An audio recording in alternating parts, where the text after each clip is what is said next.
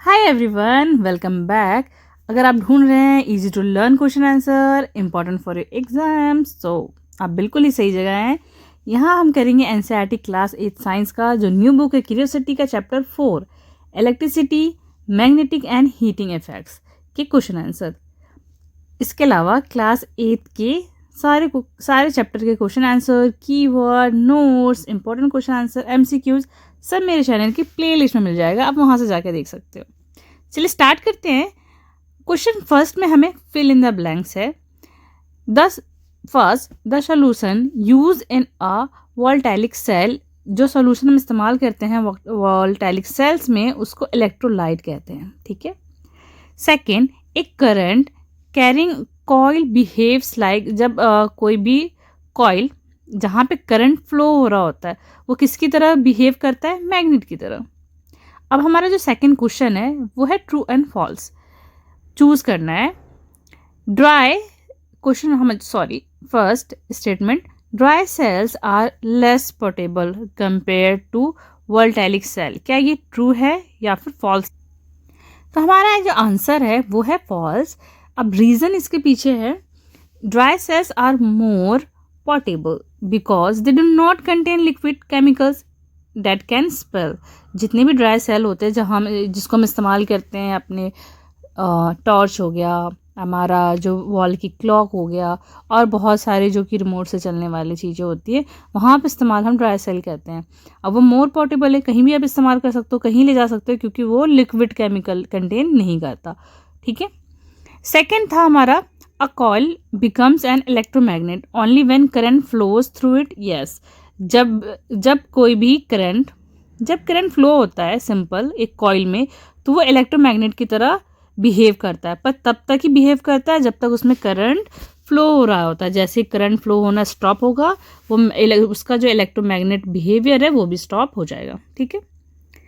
Third, an electromagnet using a single cell, ठीक है, attract more iron paper clips than the same electromagnet with a battery of 2 cells. No, false. क्योंकि यहाँ पे भी first case में भी हमारा क्या हो रहा है, ये सर्किट में हमारा जो इलेक्ट्रिसिटी है वो फ्लो हो रहा है। सेकंड में भी फ्लो हो रहा है, सेकंड में 2 बैटरी, इट मीन्स पावर ज़्यादा है। ठीक है। तो हमारा यहाँ पे जो स्टेटमेंट है फॉल्स हो गया। रीजन जैसे मैंने बताया, 2 सेल प्रोवाइड मोर करंट, क्योंकि पावर ज़्यादा हो गई, मेकिंग द इलेक्ट्रोमैग्नेट स्ट्रॉन्गर। ठीक है। अब हमारा जो क्वेश्चन थर्ड है, an electric current flow through a nichrome wire for a short time. अब यहाँ पे जो हमारा है ऑप्शंस हमारे हैं, the wire become warm. Second, a magnetic compass place below the wire is deflected, choose the correct options. अब हमारे पे एक सिचुएशन दी गई है जहाँ पे एक इलेक्ट्रिक करंट है जो फ्लो हो रहा है नाइक्रोम वायर से, ठीक है, for short period of the time. अब यहाँ पे हमारे पास 2 कंडीशन है, वायर वार्म हो जाएगी।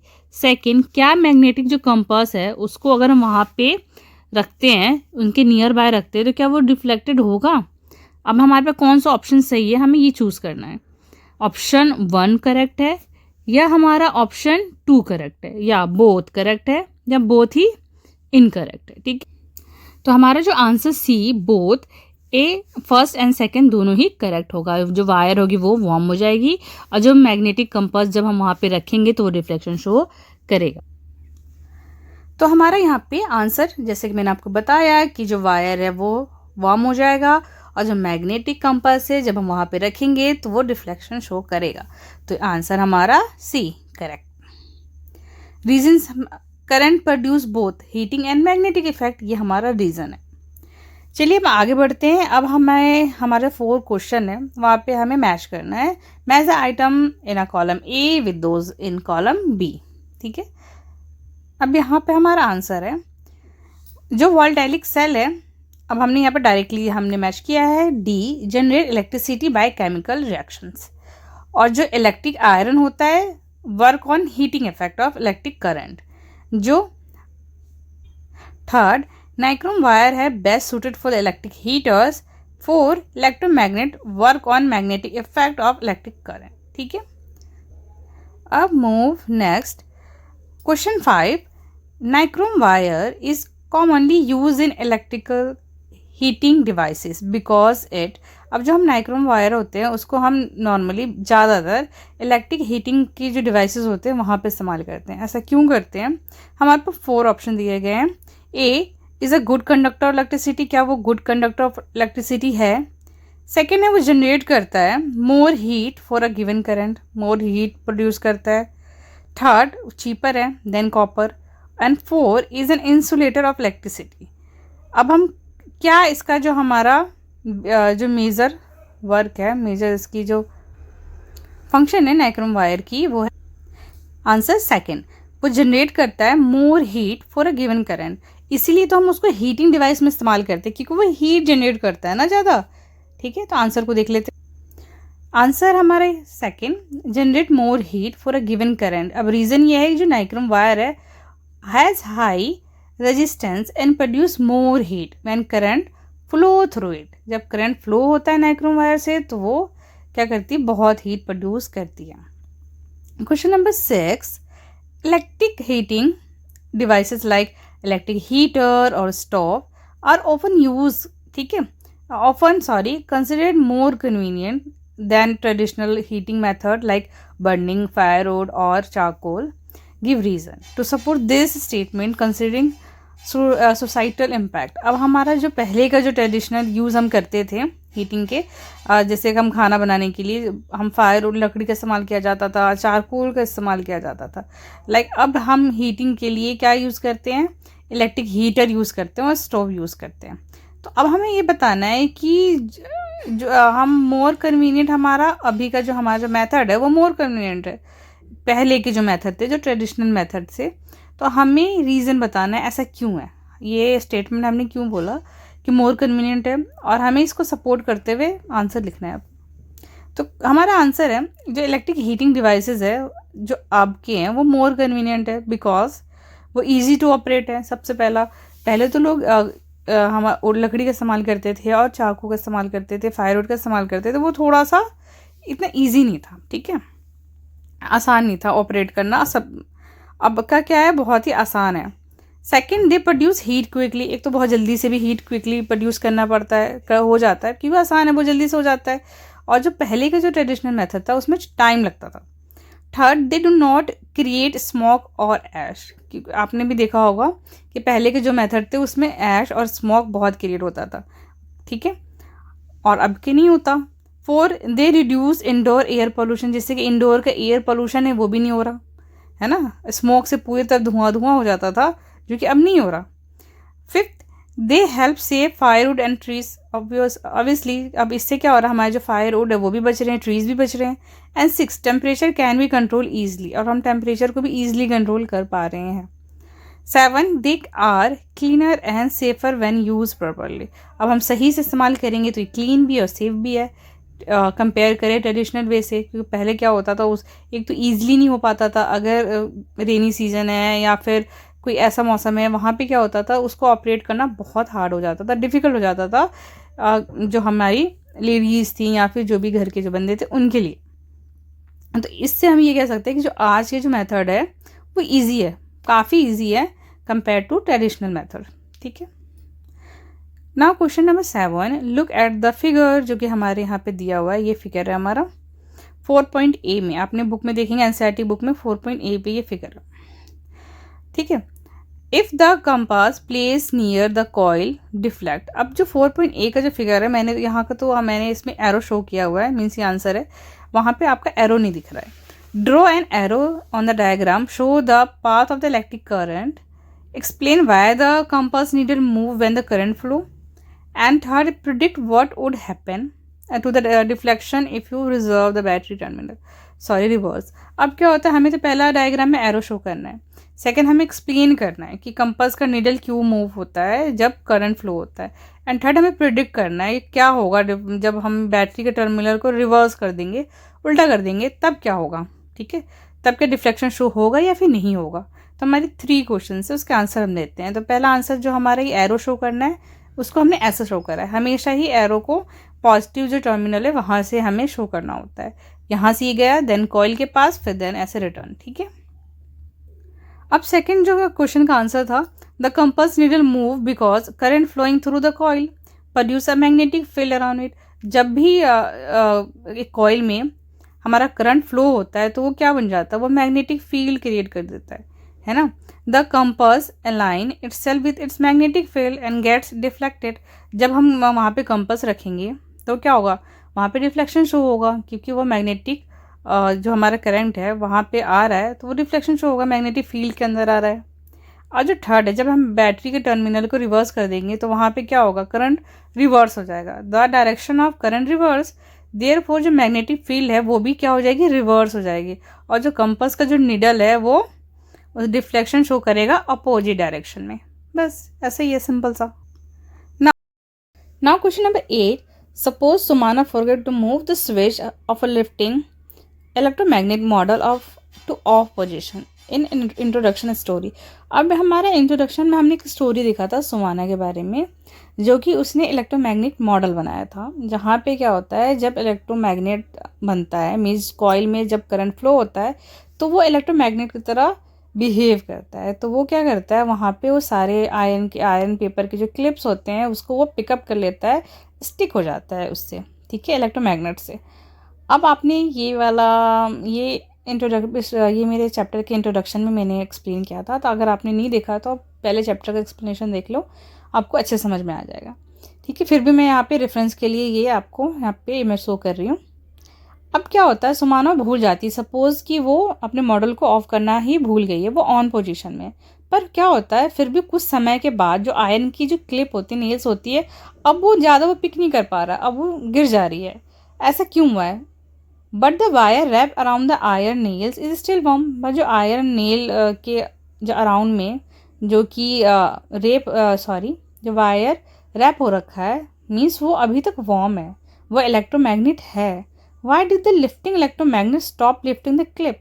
अब इलेक्ट्रोमैग्नेट ने क्लिप को लिफ्ट करना क्यों रोक दिया है, हमें रीज़न बताना है। करंट तो फ्लो हो रहा है मीन्स वो इलेक्ट्रोमैग्नेट तो है, पर अब वो क्लिप को लिफ्ट नहीं कर पा रही है, ऐसा क्यों है? सिंपल सा रीज़न यहाँ हमारा ये हो सकता है कि जो इलेक्ट्रोमैग्नेट है उसकी जो बैटरी है वो वीक हो गई होगी या फिर डिस्चार्ज हो गई होगी, क्योंकि वो कंटिन्यूस यूज़ हो रहा है ना। यहाँ पे सुमाना ने ऑफ करना वो भूल गई है। सेकेंड रीज़न हो सकता है, एज अ बैटरी वीक हो गया तो जो करंट फ्लो है वो भी वीक हो गया, ठीक है, कॉइल में। The magnet become too weak, और पेपर क्या होगा, पेपर क्लिप को अब अट्रैक्ट नहीं कर पा रही है। फोर्थ हो सकता है, द वायर रिमाइंड जो वायर है वो हो सकता है वार्म हो, क्योंकि उसमें कुछ करंट फ्लो हो रहा हो जिससे कि वो हीट प्रोड्यूस कर रही है, ठीक है। अब हम आगे नेक्स्ट क्वेश्चन पे, क्वेश्चन नंबर 9। अब यहाँ पे फिगर 4.12 आपको दिख रहा होगा। In which case the LED will glow when the switch is close. अब इन दोनों ही केस में कहाँ पे LED ग्लो करेगा, जब हम स्विच को क्लोज करेंगे। अभी स्विच खुला हुआ है, दैट मीन्स ये अभी ऑफ पोजीशन में है, यहाँ पे करंट फ्लो नहीं हो रहा है। जब यहाँ पे हम स्विच को ऑन करेंगे, सर्किट को क्लोज करेंगे मीन्स करंट फ्लो होगा, तो कौन से केस में जो हमारा LED बल्ब है वो जलेगा। अब इन दोनों में हम डिफरेंस देख लेते हैं, दोनों सेम दिख रहा है। पहला वाला जो कलर है वो थोड़ा येलो दिख रहा है, आयरन नील्स हैं इसमें, कॉपर के स्ट्रिप्स है, लेमन जूस है, ठीक है, पहले केस में लेमन जूस है जो सॉल्यूशन है, दैट्स वाई ये थोड़ा येलोइश है।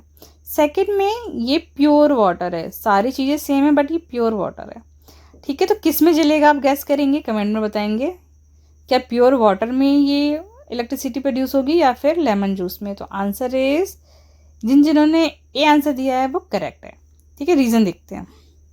लेमन जूस है वो क्या कंटेन करता है, आयंस, एंड वो एक्ट करता है इलेक्ट्रोलाइट और अलाउ करता है करंट फ्लो को, ठीक है। सेकेंड, प्योर वाटर जो है वो बहुत ही पुअर होता है conductor of electricity and does not allow enough current to flow, ठीक है। इसलिए जो हमारा LED ग्लो करेगा ए में but not in B. Question number 10. Neha keeps the coil exactly the same as in activity 4.4, but slide our iron nails out, leaving only the coil wire. Will the coil still deflect at the compass? If yes, will the deflection be more or less than before? जैसे आप इस image में देख पा रहे हो 4.4, जहाँ पे अब इन्होंने क्या बोला है,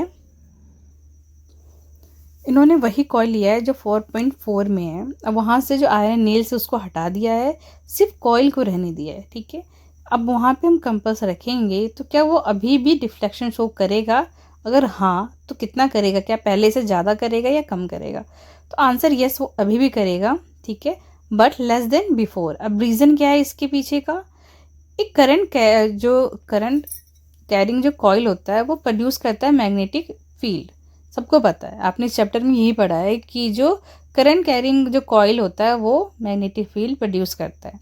द आयरन नील्स स्ट्रेंथ करते हैं दिस फील्ड को। Without iron Niels the magnetic field वो थोड़ा सा वीक हो जाएगा, so the compass show smaller deflection, ठीक है। Question 11. We have four coils of similar shape, size made up from iron, copper, aluminium and nichrome. अब यहाँ पे 4 हमारे पास सेम है शेप के कॉइल्स जो बने हैं डिफरेंट मटेरियल्स के। एक बना है आयरन का, दूसरा कॉपर का, तीसरा जो हमारा एल्यूमिनियम का एंड फोर्थ हमारा नाइक्रोम का। अब हमारा क्वेश्चन क्या कहता है, when current is pass through the coil, जब करंट पास होगा इन कॉइल से, compass needle place near the coil will show deflection. जब हम अब क्या करेंगे, जब करंट फ्लो होगा इन सभी में से और वहाँ पे हम प्लेस कर देते हैं कंपास को, तो वो डिफ्लेक्शन शो करेगा। हमारे पास 4 चॉइसेस है, ए सिर्फ ए करंट पे, सिर्फ आयरन वाले पे, या फिर सर्किट ए और बी आयरन एंड कॉपर वाले पे, ठीक है, बाकी सी और डी पे नहीं करेगा, या फिर option circuit A B C तीनों पे करेगा, डी पे नहीं करेगा, या फिर 4 चारों पे करेगा। तो आंसर हमारा 4 है, जो सर्किट चारों पे ही वो डिफ्लेक्शन शो करेगा। When ever electric current flow through a coil, जब भी इलेक्ट्रिक करंट फ्लो होता है एक कॉइल में, कॉइल के थ्रू फ्लो होता है, a magnetic field is produce, magnetic field produce हो जाती है उसके आसपास, regardless of the material use. बिना, अब ये कौन सा मटेरियल यूज हो रहा है, इसके बिना भी वो क्या होता है, मैग्नेटिक फील्ड प्रोड्यूस हो जाती है। Therefore the compass needle will show deflection in all four the circuit। इसलिए क्या हो रहा है कि डिफ्लेक्शन शो करेगा, ठीक है। तो यहाँ पे हमारे ये क्वेश्चन आंसर फिनिश होते हैं। इसके कीवर्ड, इसके question answers, important question answer, notes सब आपको मेरे चैनल के प्लेलिस्ट में मिल जाएगा, वहाँ पे आपको चैप्टर वाइज देख सकते हो, ठीक है। If you like it, like share and subscribe my channel. See you next one, till then bye bye.